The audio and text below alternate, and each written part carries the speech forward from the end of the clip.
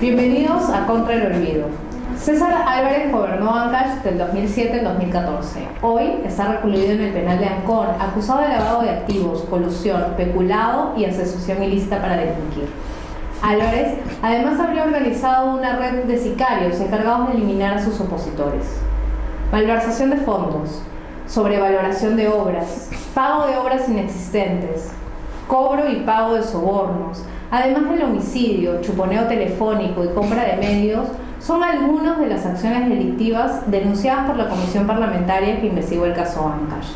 Según el Grupo Congresal, la red de Álvarez tuvo a disposición más de 5.000 millones de soles de fondos públicos para ejecutar sus acciones y la protección de jueces y fiscales.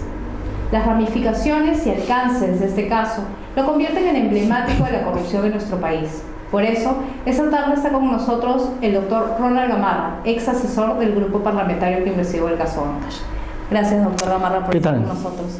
Lo primero que queremos preguntar es qué evidencias y qué lecciones nos deja el caso Ancash, el caso Álvarez, sobre cómo funciona la corrupción en el país.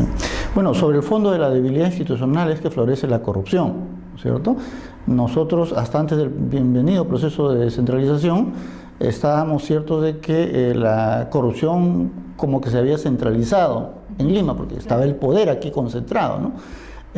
Sin embargo, como digo, más allá del bienvenido proceso de descentralización, lo que se hizo no solo fue transferir fondos, sino transferir los espacios propicios para la corrupción. La debilidad de las instituciones, la poca capacidad de control de Contraloría o de los órganos descentralizados, pero también la poca capacidad de los ciudadanos para poder controlar, ¿no?, los actos de corrupción, hizo que los esquemas centrales de corrupción se trasladaran, entre otras regiones, a Ancash, ¿no?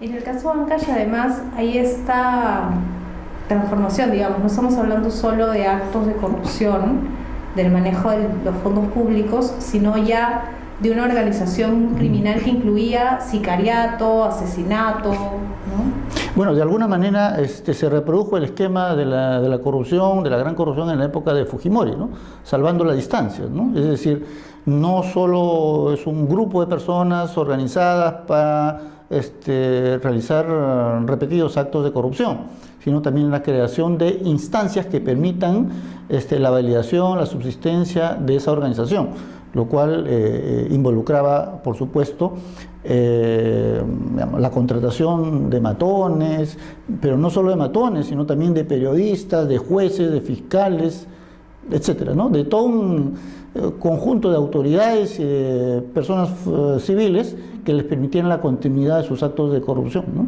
Eso es más o menos, me imagino, la base de la explicación para entender por qué en tanto tiempo nadie, ninguna entidad detectó este esquema de corrupción. Así es evidente que durante esos 8 años la corrupción florecía, ¿no? Pero no tenemos mayores espacios de control, ¿no? Para hablar solo de la Contraloría General de la República, ¿no? Hizo N acciones de control. Sí, pero ¿qué controló? El lapicero, la compra de lapiceros en el distrito X, la compra de papeles o de carpetas en el distrito Z, pero la gran corrupción, esa supuestamente no la vio, ¿no es cierto? Entonces, para justificar una actividad, hacía cosas absolutamente menores, pero dejaba pasar la gran corrupción, ¿no es cierto? Entonces, la pregunta ¿es negligencia o complicidad? O complicidad, ¿no es cierto? ¿no? ¿Cómo entender por supuesto ese trabajo ineficiente? Así es, ¿no? Eso, por el tiempo que duró, digamos, ¿no?, y la complejidad de la red, es evidente que más huele a complicidad que a negligencia, ¿no? ¿Y el rol de entidades como el Poder Judicial o el Ministerio Público? Es fundamental, ¿no es cierto? Por eso es que las grandes organizaciones corruptas tienden a ejercer control sobre estas instituciones, ¿no? Fujimori controló el Poder Judicial, el Ministerio Público. Bueno, César Álvarez en Ancash controló sectores especializados de la Fiscalía y del Poder Judicial, ¿no?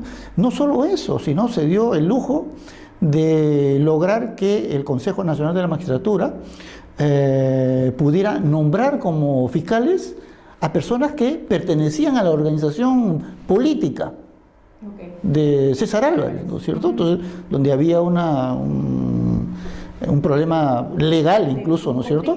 Bueno, y estos fiscales y jueces nunca investigaron absolutamente nada, ¿no?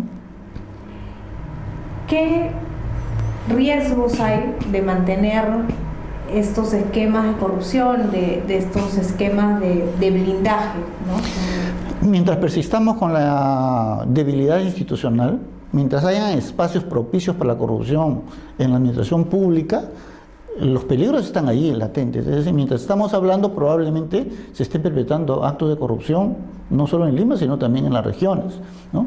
Y lo segundo es que creo que la ciudadanía ha despertado, pero no tanto como yo quisiera, ¿no es cierto? Entonces, todavía los ciudadanos rumiamos nuestra cólera frente a la corrupción, pero no nos movilizamos, no nos organizamos, ¿no es cierto? Entonces, somos buenos para la crítica del día, pero si no nos organizamos y no controlamos con efectividad, la corrupción va a seguir.